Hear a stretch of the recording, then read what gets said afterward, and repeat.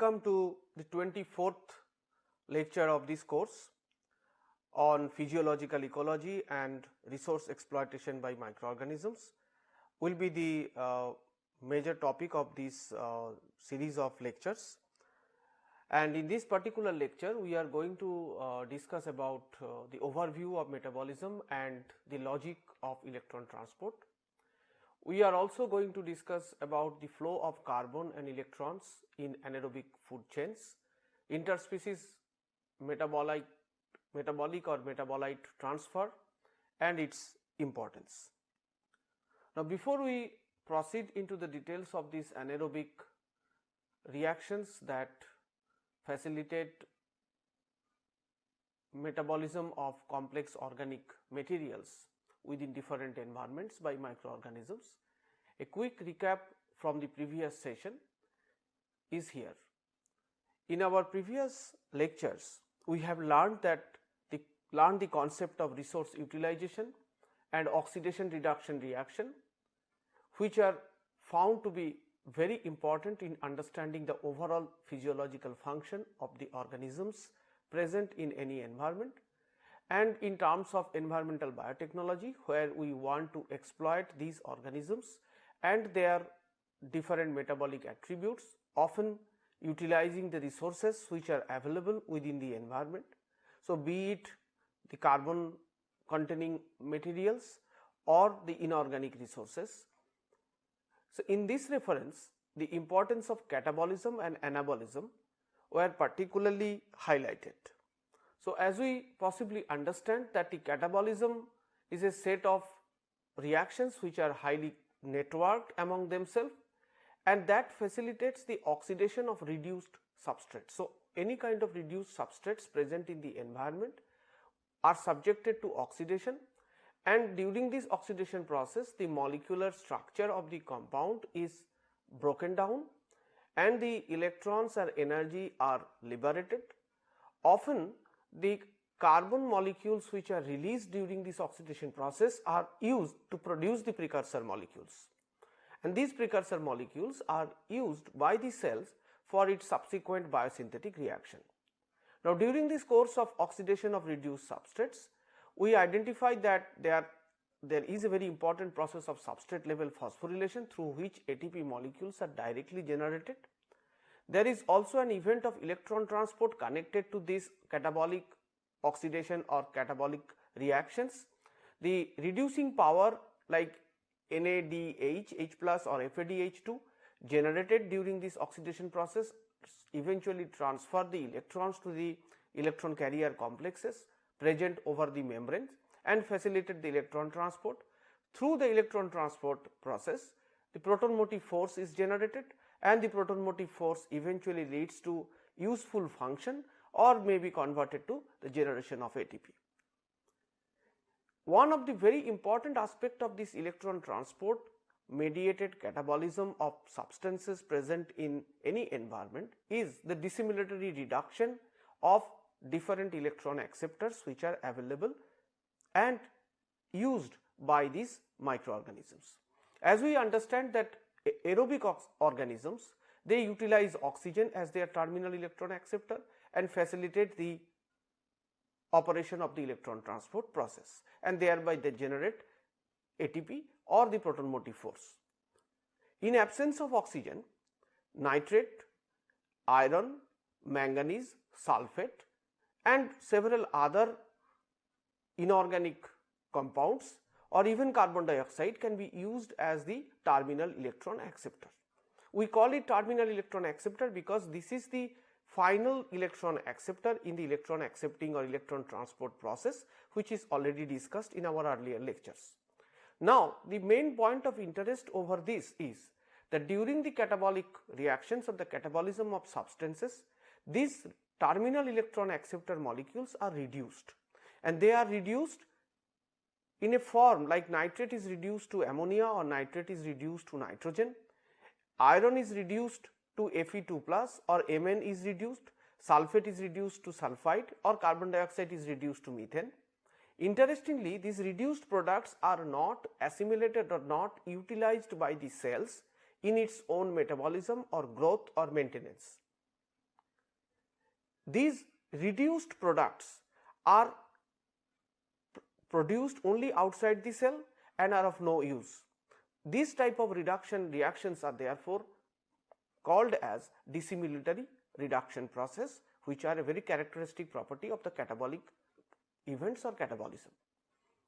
Now, on the in contrast to this catabolism, the anabolism reactions facilitate the synthesis of cell materials and biomass, that is basically the reduced molecules, the macromolecules are produced through these anabolic reactions or anabolism. Again, this is a set of highly networked or interconnected reactions, and these reactions are most of the time energy consuming, and they consume the energy in the term of ATP, and this ATP is the same ATP which is produced during the catabolism reaction. And the ATP along with the reducing powers which are produced during catabolism are utilized. The precursor molecules which I referred earlier were utilized, and eventually the biosynthetic reactions are achieved. Now, during this biosynthesis reaction, C-C bonds, carbon-carbon bonds are created. These are the synthesis of different molecules, macromolecules, which eventually produce the cell material or cell biomass. During this anabolism, we also find that the reduction of several compounds like nitrate, carbon dioxide, sulfate, etc. happens. Now, this reduction process leads to the reduced material, synthesis of the reduced materials like nitrate could be reduced to ammonia. Now, this ammonia, production of the ammonia is different from the production of the ammonia that we found during catabolism reaction. During this anabolic production of ammonia through reduction of nitrate, the produced material like the ammonia, for example, is produced inside the cell or utilized by the cell for its own function. Therefore, these type of reactions or the reduction processes are called assimilatory reduction process.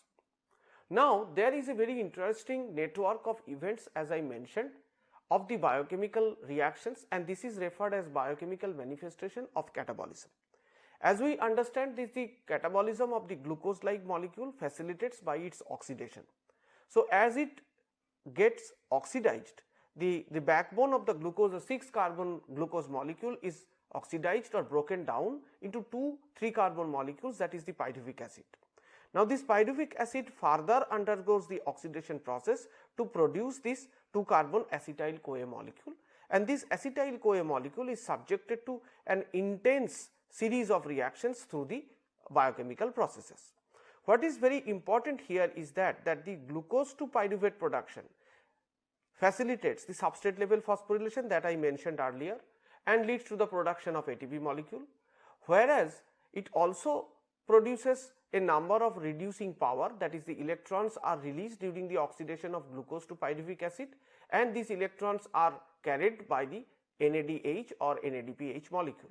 So, essentially following this oxidation of the glucose, we produce, now the microbes they produce ATP molecule through substrate level phosphorylation and a number of reduced electron acceptor or electron carrier, that is the nicotinamide adenine dinucleotide or nicotinamide adenine dinucleotide phosphates, which are in their reduced form. More number of these forms are produced also during the further metabolism or the degradation of the acetyl CoA through the well known citric acid cycle or TCA cycle. During the TCA cycle also some molecules of ATP or ATP equivalent molecules are generated. Now, what is the eventual fate of these reducing power which are produced? These reducing power which are produced by the oxidation of the glucose with a series of reactions, both including the first phase of the glycolysis as well as the TCA cycle. These NADH, H plus or NADPH both carrying the electrons, they donate the electrons to electron transport chain, and a series of electron transfer reactions occur unless and until the electrons they reach to the final or the terminal electron acceptor, that is the oxygen. Eventually water molecule is produced. We have already learned that, and during this entire electron transport process proton motive force is generated, and that proton motive force leads to the production of ATP through the membrane bound ATPase. Now, the major point of interest over here is the number of ATP molecules that we generated. Theoretically, we can or the cells can generate up to 38 molecules of ATP from the oxidation of 1 mole of glucose through this aerobic respiration. Now, it is important to understand also that this is subjected to the availability of oxygen, because if oxygen is available, then only the electron transport chain will be able to operate in such a way so that the maximum free energy change can be obtained.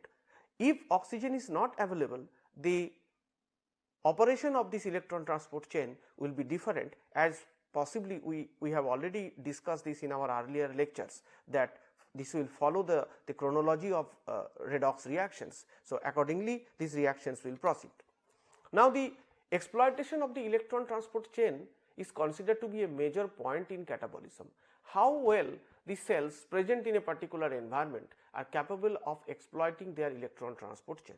Often with respect to environmental biotechnology processes, no matter whether it is bioremediation or carbon sequestration or some other processes, petroleum oil recovery or petroleum contamination remediation, in all systems this role of electron transport chain is found to be very critical, because it is one of the major reactions or set of processes which controls the catabolism, eventually the process of the catabolism. Now, as long as there is an extracellular terminal electron acceptor, that is called the TEA, for example oxygen, that oxygen is going to consume the electrons. So, as long as that is available, this process will continue, and this will drive the flow of electrons through the electron transport chain, and ATP molecules will be produced. So, the assurance that the enough ATP molecules could be produced for the cells to function, or cells are benefited. So, thermodynamically the overall process becomes favorable for the cells, and when we assume that the process becomes favorable for the cells, the cell will be enjoying that process, and possibly that will be of our benefit as well. But there is a catch. The catch is the electron acceptor must be available. If electron acceptors are not available in the environment, then this electron transport system is not going to operate.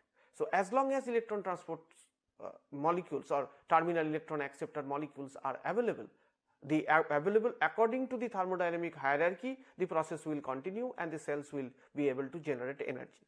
Again, to remind you that all organisms are not capable of deriving energy using different electron acceptors, as aerobic organisms can utilize oxygen as terminal electron acceptor, nitrate reducing bacteria can use nitrate as their electron acceptor, iron reducing bacteria can utilize iron as terminal electron acceptor, and sulfate reducing bacteria can utilize sulfate as electron acceptor.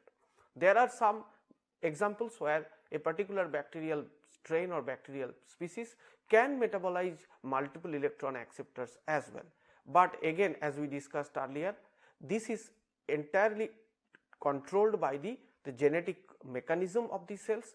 The presence of electron acceptors which are going to provide them higher energy will inhibit the expression of the genes which possibly require for utilization of the electron acceptors, which will produce lesser amount of energy. So, basically this is going to be in the same format following the chronology of redox reactions. So, basically in aerobic environment, as long as oxygen is available in the environment, oxygen is the driver of what? Driver of the catabolic reactions. But other compounds may also function similarly to drive the catabolism, and of course not to the similar extent. Why not to the similar extent? Because the answer lies here, because the energy gain is highly constrained by who is accepting electrons. If the electrons are accepted by oxygen, the gain of energy is maximum, but if the electron is accepted by sulfate or by selenate, the gain of energy is nominal or minimal or reduced compared to that of oxygen.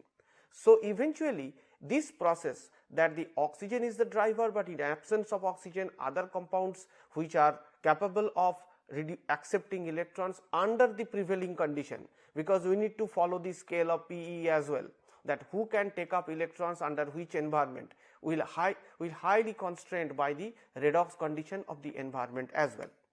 So, we have already seen through our different laboratory experiments or other studies which are field based studies or field based demonstration, that this process follows a chronology of events, like the oxygen is the preferred electron acceptor. followed by nitrate, manganese, iron, sulfate, carbon dioxide, etc. And obviously, it is not only that the electron is being taken up by these reactions, by these electron acceptors, and they are driving the catabolism.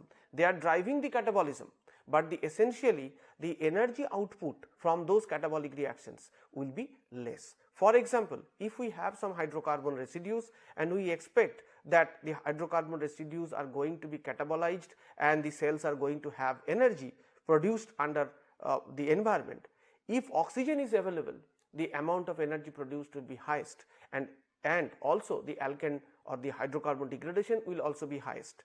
But if sulfate or carbon dioxide is the electron acceptor, obviously the catabolism will proceed, but the degradation of the alkane molecule or the hydrocarbon molecule will be less, because the microbial processes are gaining less amount of energy. So, thermodynamically they are less efficient compared to the aerobic metabolism. Now, in general, microorganisms carrying out catabolism use very fine tuned enzymatic pathways. So, these enzymatic pathways are pretty well understood, and to oxidize the reduced substrates which are available, maybe the inorganic compounds for chemolithotrophic mode of nutrition or organic compounds for chemo-organotrophic metabolisms.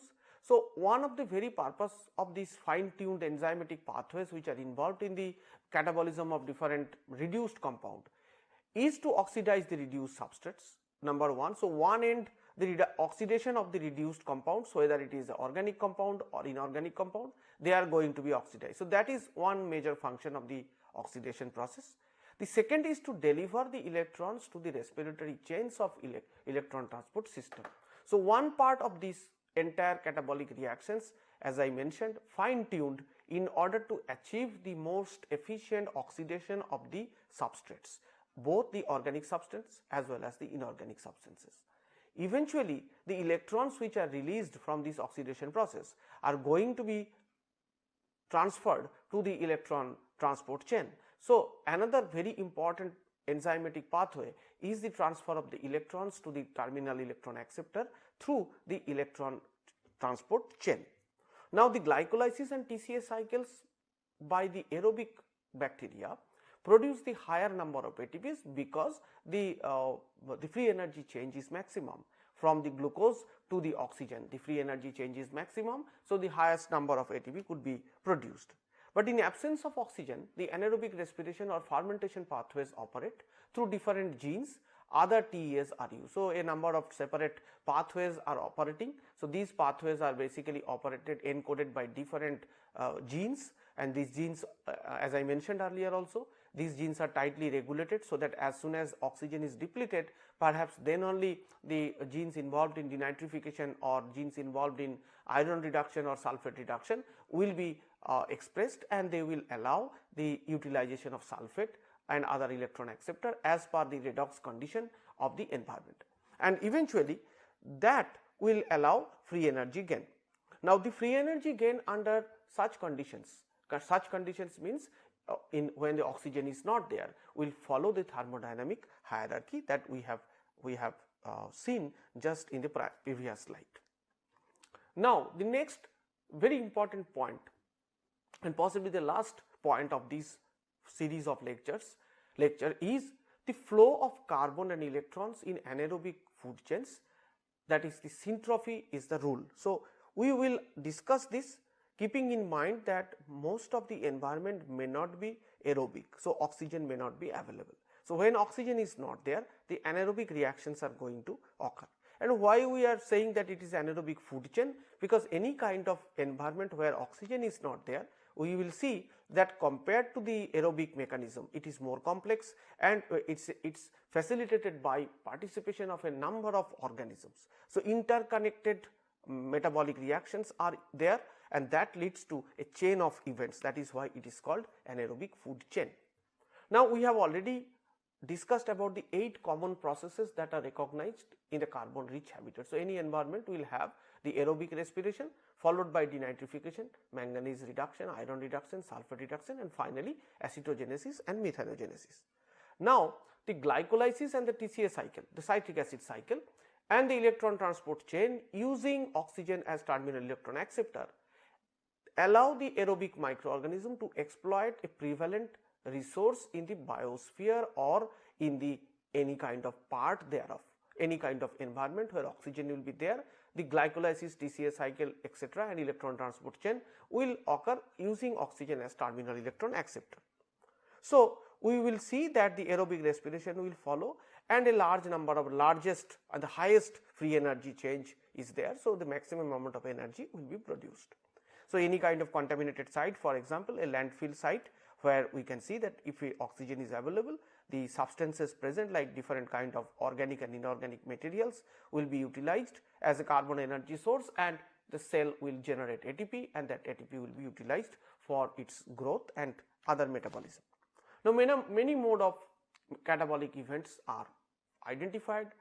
Many pure culture bacteria and single organisms are identified who are capable of performing the degradation or utilization or the catabolic reactions or the catabolism of the substance completely.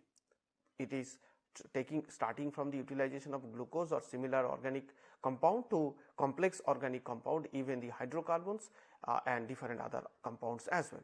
So, it is identified the participation of many pathway like Embden-Mayeron-Parnas pathway, pentose phosphate pathway, ED pathway, Wood-Ljungdahl pathway, all the different pathways are operating, and many single bacterial involvement in such processes, aerobic processes are found.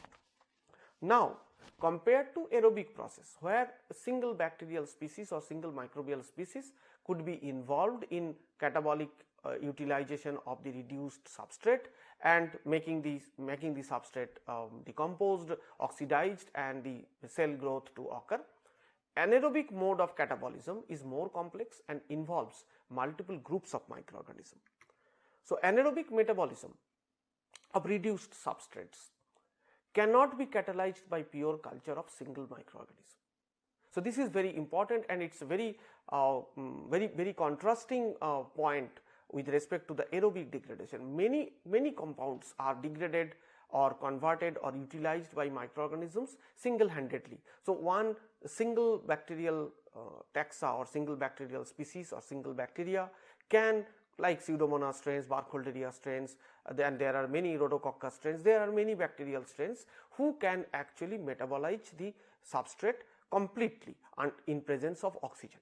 But during the absence of oxygen, the same bacteria will be performing differently. You will find that the anaerobic metabolism is not possible. Complete anaerobic metabolism, maybe part of that is possible, but complete metabolic anaerobic metabolism is not possible with the pure culture of the organism, or if it is not cultured, if it is uncultured organism even, then with the involvement of a single microorganism.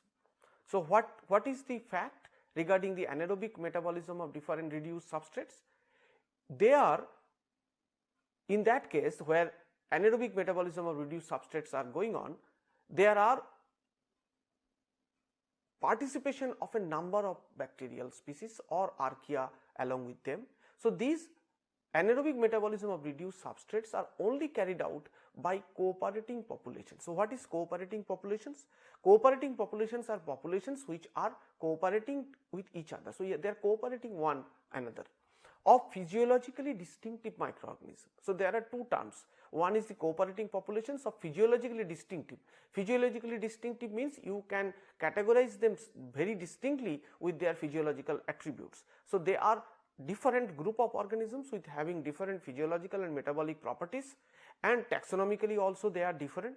These 1, 2, 3, 4, 5 group of organisms will cooperate. They will join their hands in the sense join their catabolic machinery together to degrade the compound or achieve the anaerobic metabolism of the reduced substance. That joining hands together by different populations is called syntrophy. Syntrophy is a situation in which two different organisms or even more than that, they cooperate to degrade a substance that neither can degrade alone. So, any single bacteria cannot degrade completely the particular compound, but when they are joined with other members, other taxa with physiological attributes, different physiological attributes, the degradation is achieved and the complete degradation is achieved. So, syntrophic associations of microorganisms are critical for organic carbon driven iron reduction, manganese reduction, sulfur reduction, acidogenesis and methanogenesis, and in large number of environmental settings or almost in all environmental settings, we find that during the anaerobic process, it is the syntrophic association which basically drives the metabolism of the substances. Now, most syntrophic reactions are secondary fermentation. Now, here another important aspect. So, first we understood that during anaerobic metabolism, participation of more than one organisms are involved. Now, we are seeing another terminology which is called secondary fermentation. What is secondary fermentation? Secondary fermentation is a fermentation reaction which is basically operating utilizing the products of the primary fermentation. Then what is primary fermentation? Primary fermentation is the fermentation reactions that we already know. For example, the glucose is metabolized up to pyruvate and pyruvate is fermented to ethanol, for example, or to acetate. Now, what do I do with the acetate? As can that be fermented again like ethanol? Can we ferment ethanol again? Yes, there are microorganisms who can ferment ethanol. So, first you ferment ethanol from pyruvic acid. So, pyruvic acid to ethanol fermentation is the primary fermentation, and ethanol to acetate and hydrogen could be the secondary fermentation. So, we will discuss this in some detail very soon. So, most syntrophic reactions are secondary fermentations in which organisms ferment the fermentation product of other anaerobic bacteria. For example, if you look at this picture, so we have the organic carbon which are reduced polymeric material, often in natural environment they are more complex than we perceive, like they may not be simple glucose or simple phenol like compounds, they are more complex. So, primary fermentation allows the oxidation or the catabolism of these to fatty acid, alcohol, lactate, succinate, etc. And these eventually is utilized by the secondary fermenters as their substrate. So, secondary fermenters they cannot use organic carbon directly, they rely on these compounds which are produced by the primary fermenters, and they metabolize these compounds and then produce further products which are again utilized by other organisms. So, it is an interesting set of reactions that we observe. Now, it is important to understand that the products of this primary fermentation is the substrate for the secondary fermentation. This is option 1. Option means the products of the primary fermentation can be utilized by the secondary fermenting organisms who can metabolize the fatty acid, alcohol, lactate, etc. Else there could be also anaerobic bacteria, like as we have learned earlier, iron or manganese reducing bacteria. Under anaerobic condition, these bacteria often they utilize the products of the primary fermenters. They generally do not utilize the original reduced substrate directly. So, again it is an evidence of the coupled process. So, primary fermentation will oxidize the organic carbon, complex organic carbon to relatively smaller molecules or easily metabolizable substances like the fatty acid, alcohol, etc. Now, these are going to be again the substrate for the iron or manganese reducing bacteria or even the sulfate reducing bacteria. So, unless the primary fermenters they ferment the organic carbon which are available to these compounds, the sulfate and iron manganese reducing bacteria won't be able to act on them, and when they use these substances they use the iron, manganese or sulfate as their terminal electron acceptor. Now, the organic carbon that we see in a natural environment or in a waste water or a waste sludge or refinery waste or different kind of petroleum oil spill and other environments are often high molecular weight polymers which are naturally abundant or they are present there as a part of the contaminants. Now, the fermentation reaction basically allows the hydrolysis of this polymer. So, one function of the primary fermenters or the bacteria who are involved in primary fermentation process includes the hydrolysis of this polymeric compound into low molecular weight constituents, and these low molecular weight constituents then undergo the fermentation reaction. So, apart from the fermentation reaction, like we study the glycolytic reaction, that glucose to pyruvic acid and pyruvic acid to ethanol or lactic acid, but the reaction is not so simple. Where is glucose? Glucose must be produced from the hydrolysis of the polymers which are present there. So, in the natural environment, many times readily available glucose molecules are not there. So, it is the function of the primary fermenters or primary fermentation process which will produce the hydrolyze the polymers and produce the low molecular weight constituents. These low molecular weight constituents will undergo the fermentation reaction and will produce the fatty acid, alcohol, lactic acid, succinic acid, hydrogen, carbon dioxide and many other things. Now, some other events of importance in fermentation are that there is no net change in oxidation reduction status of the substrate, because part of the organic substance which is used as the substrate molecule is oxidized to carbon dioxide, while a remainder is reduced as an electron acceptor. For example, if you see glucose is broken down to pyruvic acid. So, 6 carbon containing glucose is broken down into 3 carbon molecule 2 pyruvic acid molecules. Now, pyruvic acid molecule is again used as an electron acceptor when it is reduced to lactic acid or ethanol. So, that itself is a kind of a electron acceptor, is an endogenous electron acceptor. So, that is why we call that a portion of the organic substrate is oxidized to CO2, while the remainder is reduced an electron acceptor, because part of the pyruvic acid can enter into the different kind of oxidative reaction.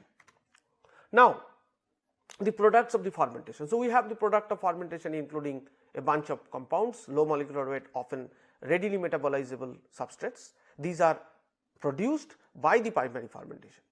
Now, these products of the fermentation are valuable metabolic resources for the various other metabolic group of bacteria who are the iron reducer, sulfate reducer and even the acidogenic and methanogenic bacteria or archaea respectively. Now, in syntrophic association, an anaerobic food web is established, because we saw the primary fermentation, secondary fermentation, at least two steps or two group of organisms are there and their relevant mechanism of working with the carbon molecules are there, as well as the iron reducer, sulfate reducer, manganese reducer and methanogenic archaea are also there, because they are going to utilize the products and drive the reaction towards a kind of a favorable condition. So, an anaerobic food web or anaerobic network is established in which metabolic byproducts of one group of microorganisms are essential substrate for the other. The flow of carbon, electrons and energy occurs among cooperating populations of the anaerobic organisms. Now, this picture explains the same fact, but in a more illustrative way, that the organic carbon which are there are utilized by the primary fermenters, producing a large number of metabolites including the fatty acid, lactic acid, succinic acid, hydrogen, etc. These are then utilized by specific group of microorganisms like the iron manganese reducing bacteria. They will rely only on the secondary fermentative products, they will not, or the primary fermentative products, they will not be able to use the organic carbon directly, sulfate reducing bacteria or the methanogenic archaea. Now, with this respect, there is a very interesting or important event which is called interspecies hydrogen transfer. This interspecies hydrogen transfer is an example of the metabolic linkage between the cooperating groups which are present in the anaerobic environment. Now, one of the metabolites of these syntrophic reactions is hydrogen. Now, hydrogen plays a critical role in interacting populations of syntrophy, because it is an important electron donor used by most of these groups. So, hydrogen is produced on the one hand through the primary fermentation reaction or maybe by the secondary fermentation reaction, and then hydrogen could be utilized as a readily metabolizable electron donor for a large number of groups, including the nitrate reducers, the sulfate reducers, the iron manganese reducers or even the methanogens or the archaea. Now, the heart of the syntrophic reaction is basically considered to be the interspecies hydrogen transfer. Now, hydrogen production by one partner, the syntroph, linked to hydrogen consumption by other. So, primary, it could be the primary fermenter who is producing hydrogen, or it could be the secondary fermenter who is producing hydrogen, and then the methanogen or a nitrate reducer who is utilizing the hydrogen. The hydrogen consumer can be one of the number of different physiologically distinct organisms, as I mentioned earlier.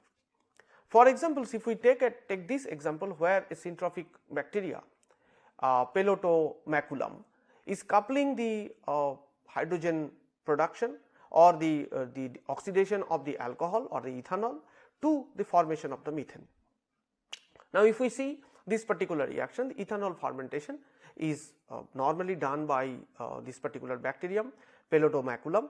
Now, the overall reaction, if we look carefully, is not favorable because the free energy change for this del G 0 prime is positive, and since it is positive, it is basically an unfavorable reaction and can't be carried out by the fermenting bacterium alone. So, in contrast to my earlier discussion we had, or I had, that the aerobic processes are more often carried out by single bacteria or the pure culture bacteria or single organism. I mentioned that anaerobic metabolism is not possible to carried out by one species, one member. Why? Here is the example, because the oxidation of one part of the reaction is actually unfavorable. So, it cannot be carried out by the fermenting bacterium alone unless and until we make this delta G negative. So, if we now consider this reaction more critically, here is a product which is called hydrogen. Now, this hydrogen, which is produced by this Pelotomaculum, can be used as an electron donor by a methanogen, methane producing, to produce methane, which is an exergonic reaction. Exergonic reaction meaning the del G of the reaction will be negative. Now, if we look at this reaction, this methanogenesis by different hydrogen utilizing hydrogenotropic archaea. This is the reaction that the hydrogen reacts with the carbon dioxide to produce methane, and the del G of this reaction, the free energy change of this reaction is minus 130.7 kilojoule per reaction. So, overall if we consider the coupling of these two processes, so Pelotomaculum along with the methanogenic archaea, if they are present together, they will be able to successfully allow or facilitate oxidation of alcohol to the production of acetate and the methane both. So, if we want to plan a methane production from the alcohol or production of acetate from the alcohol, this is going to be the mechanism or this type of syntrophic association where interspecies hydrogen transfer, mainly in this case hydrogen transfer is going to play a role. So, if we look at this reaction, we will find that overall reaction becomes highly favorable, and it can be carried out by the combined participation of more than one member, that is the Pelotomaculum and the methanogenic archaea. Both took part in this reaction and facilitate the fermentation of ethanol to acetate and also the methanogenic production of the methane through the interspecies hydrogen transfer. Now, here one of the major lesson or important lesson is that the delta G or the free energy change of a product of particular step can be positive, particularly if the product accumulates, like if the products of the first step like hydrogen in this case or sometimes the organic acids, if they keep accumulating, it becomes the delta G of the reaction becomes positive. But if there is a second step, in this case in the previous example it was the methanogenic archaea who helped the first step bacteria like the Pelotomaculum to make the overall reaction del G negative. So, if we have a second step, the second step can be catalyzed or achieved by participation of a diverse type of organism, may not be only archaea, but also bacteria like manganese or iron or sulfate reducing bacteria as well, and then the delta G of the overall reaction becomes negative.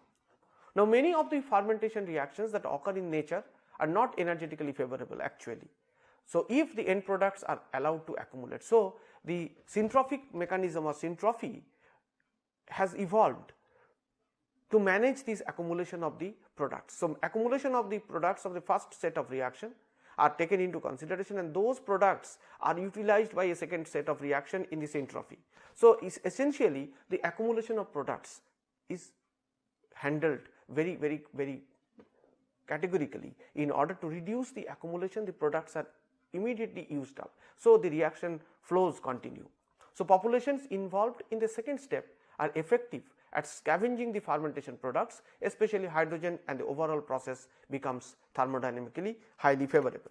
So, overall the syntrophy, that is the metabolic cooperation between distinctive populations, is crucial for the success of many anaerobic processes.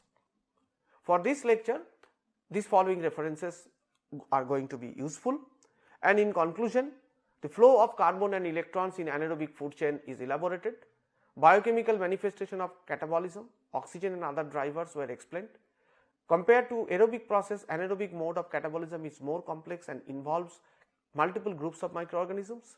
And finally, the importance of syntrophy and interspecies metabolite transfer in anaerobic metabolism is discussed. Thank you.